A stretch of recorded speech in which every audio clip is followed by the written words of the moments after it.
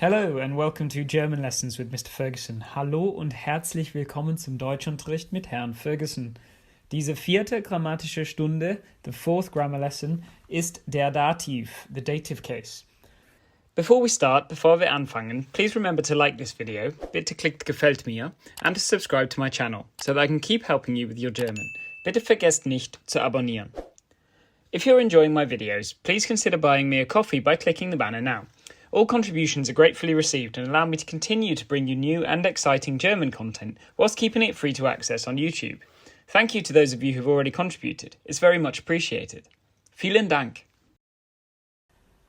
The four cases in German are called nominative, accusative, dative and genitive. This lesson will focus on the dative case. Hopefully, by this stage, you know that German nouns all have a gender, and if you'd like to recap this, please go back and watch lesson 1 in this series by clicking here. In the nominative case, the definite articles in German are der for masculine nouns, die for feminine nouns, das for neuter nouns, die for plural nouns. And the indefinite articles are ein for masculine nouns, eine for feminine nouns, ein for neuter nouns, and keine for plural nouns. We've also learned that the accusative case only causes one change, which occurs in the masculine. So we have den, die, das, and die for the definite articles, and einen, eine, ein, and keine for the indefinite articles. In the dative case, all the articles will change, and the definite articles do so, like this. Dem for masculine nouns, der for feminine nouns, dem for neuter nouns, and den for plural nouns. Plural nouns will also be given an extra letter N in the dative if they can take one. For example, if they don't already have one, and if they don't end in S, like Autos, meaning cars. The indefinite articles mirror these endings, but swap the letter D for the word ein. For example, einem for masculine nouns, einer for feminine nouns, einem for neuter nouns, and keinen for plural nouns, which also get the extra letter N. We use the dative case in a few different ways, and the first is what we call the indirect object of a sentence, which can be thought of as the recipient of an action or a verb. The best way to demonstrate this is in English. I am giving my mother a present. I am the one giving, so I am the subject. It's clear to an English speaker, and by context, that a present is being given, not my mother. So that would be the direct object. And my mother is the recipient of this action of giving a present. My mother would therefore be the indirect object. My mother is giving my brother a book.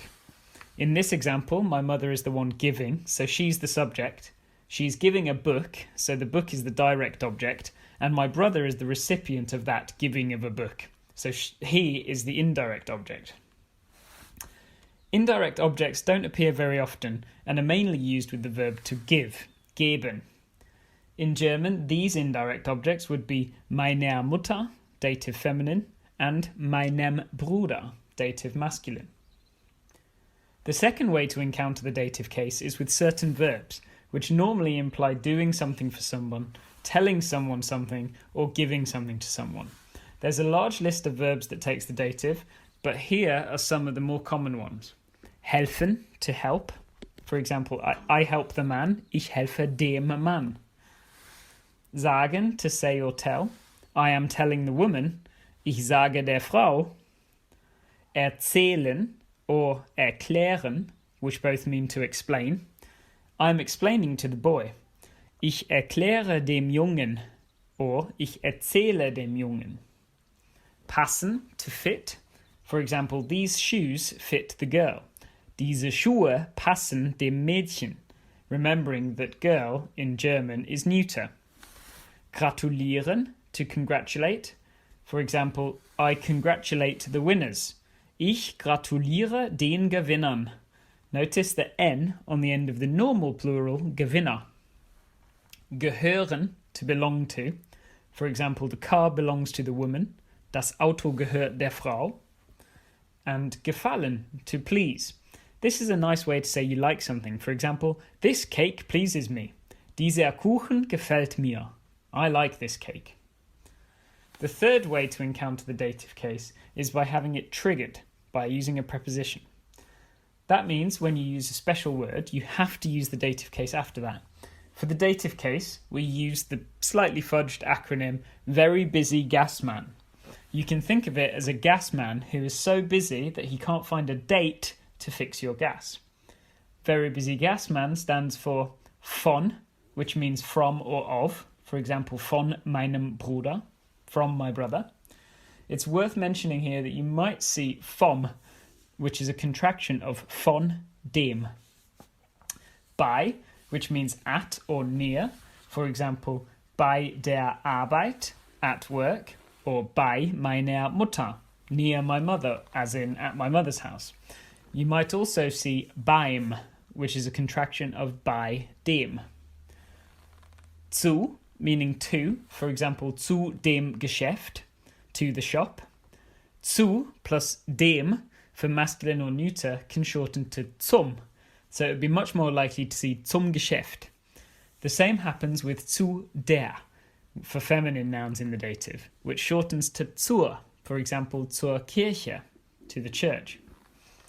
Gegenüber, meaning opposite, for example, gegenüber meinem Haus, opposite my house. This can be used as a postposition, like entlang with the accusative case, and come after the noun. For example, meinem Haus gegenüber, and this means the same thing. Aus, meaning out of, for a place or a material. For example, ich komme aus Deutschland. I come out of Germany, as in I come from Germany. Or ein Tisch aus Holz, a table out of wood, a table made out of wood. Seit, meaning since or for a certain period of time. For example, seit einem Jahr, for 1 year.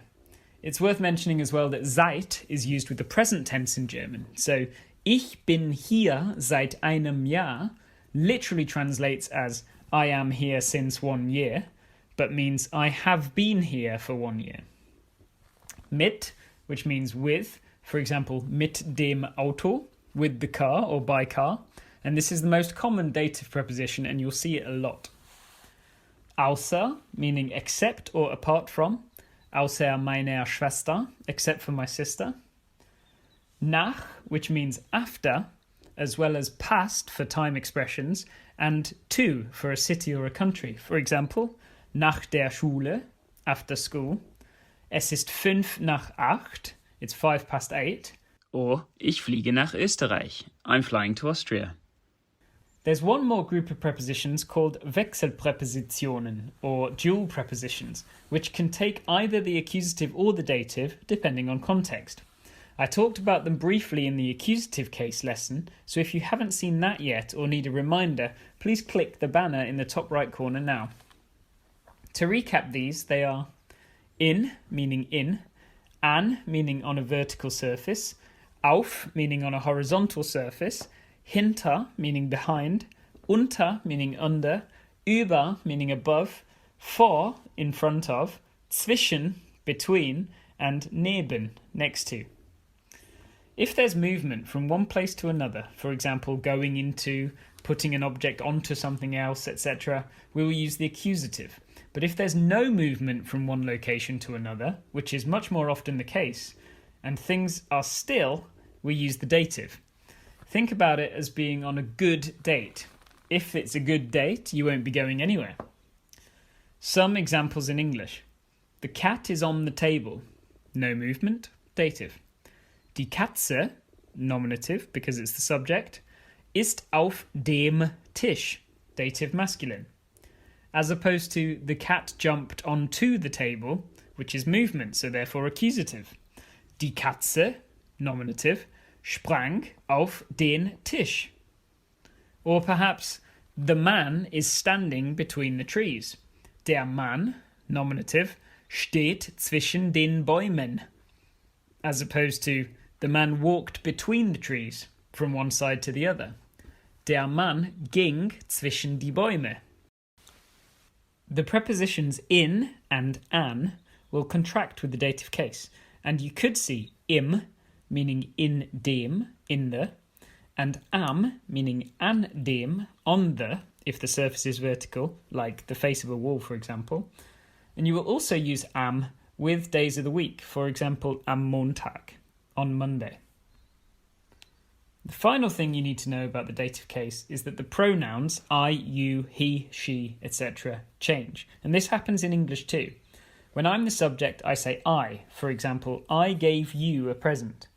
When I'm the indirect object, I say, for example, you gave me a present, not you gave I a present.